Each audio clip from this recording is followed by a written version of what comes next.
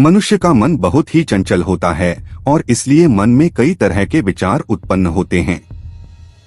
क्षण भर में ही व्यक्ति का मन कई चीजों को सोचने लगता है। इसलिए तो कहा जाता है कि मन को काबू करना आसान नहीं। लेकिन गौतम बुद्ध मन को नियंत्रित करने के आयामों के बारे में भी बता चुके हैं। मन में विचारों का आना गलत नहीं है कि लेकिन मुश्किल तब हो जाती है या विचार ऐसी परिस्थिति में गलत होते हैं जब मन में अश्लील विचार आते हैं।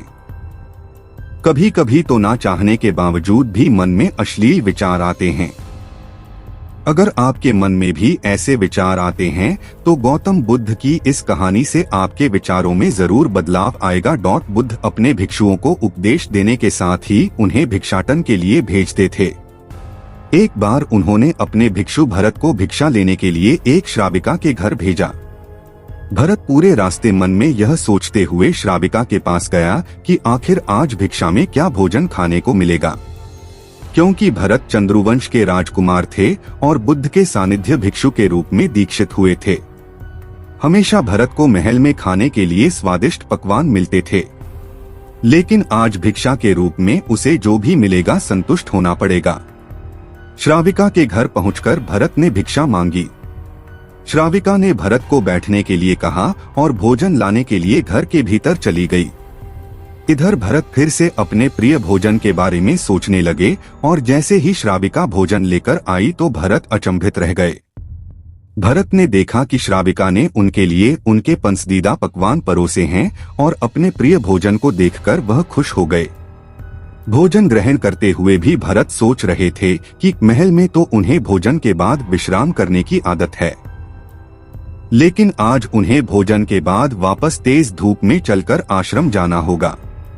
लेकिन भोजन के बाद श्राविका ने भरत को कुछ समय के लिए विश्राम करने का आग्रह किया। भरत फिर से खुश हुए कि आखिर आज उनके मन की सारी इच्छाएं कैसी पूरी हो रही है। इसके बाद भरत कुछ देर विश्राम करने लगे, लेकिन विश्राम करते हुए भी लेटे लेटे वह सोचने लगे कि आज तो मुझे भोजन के बाद विश्राम करने को मिल गया, लेकिन ऐसा रोज रोज नहीं होगा। जब भरत विश्राम के बाद उठे तो श्राविका ने कहा कि आप जब तक चाहे यहाँ ठहर सकते हैं। भरत अब समझ गए कि ये कोई संयोग नहीं हो सकता। उन्होंने श्राविका से कहा कि मुझे क्षमा कीजिए, क्या आप मेरा मन पढ़ सकती हैं? श्राविका ने हाँ में उत्तर दिया और कहा कि हाँ, मैं मन पढ़ सकती हूँ।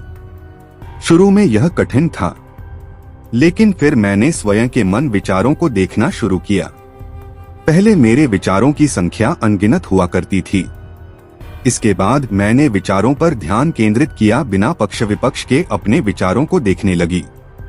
इस तरह से धीरे धीरे मेरे मन में विचारों की संख्या कम होती गई और सारे व्यर्थ विचार दूर हो गए। इसके बाद से ही मैं दूसरों के मन में चल रहे विचार को पढ़ लेती हूँ। हालांकि श्राविका की बात सुनकर भरत घबरा गए। इसके बाद भरत ने श्राविका से आज्ञा ली और आश्रम के लिए निकल पड़े।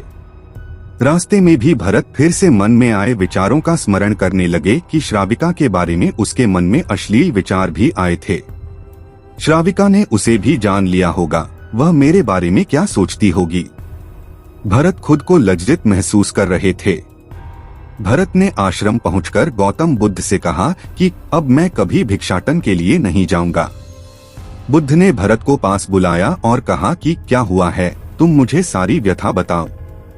भरत ने सारी बातें बुद्ध को बताई। इसके बाद बुद्ध ने कहा कि अगले 1 हफ्ते तक तुम भिक्षाटन के लिए उसी श्राविका के घर पर जाओगे, लेकिन तुम्हें इस बात का ध्यान रखना होगा कि कल भिक्षाटन के लिए जाते हुए तुम अपने चित्त को पूरे होश में रखना। तुम्हारे भीतर क्या विचार उठे उन पर ध्यान केंद्रित करना और यह भी ध्यान रखना कि तुम्हारे मन में कौन सी वासना उठ रही है। तुम कल इन सभी चीजों को ध्यान में रख कर जाना और इसके बाद मुझे वापस आकर बताना। अगले दिन भरत भिक्षाटन के लिए गए। बुद्ध के बताए अनुसार वह पूरे रास्ते अपने होश को जागृत रखते हुए चल रहे थे। जब श्राविका का घर आया तो भरत ने भिक्षा मांगी। उसके भीतर कोई वासना नहीं थी और ना ही कोई विचार उत्पन्न हो रहे थे, क्योंकि उसने अपने मन को पूरी तरह जागृत रखा था। भरत ने भिक्षा ली और आश्रम चला गया। भरत ने बुद्ध को प्रणाम किया और कहा कि आज उसे जिस आनंद की अनुभूति हुई वह पहले कभी नहीं हुई।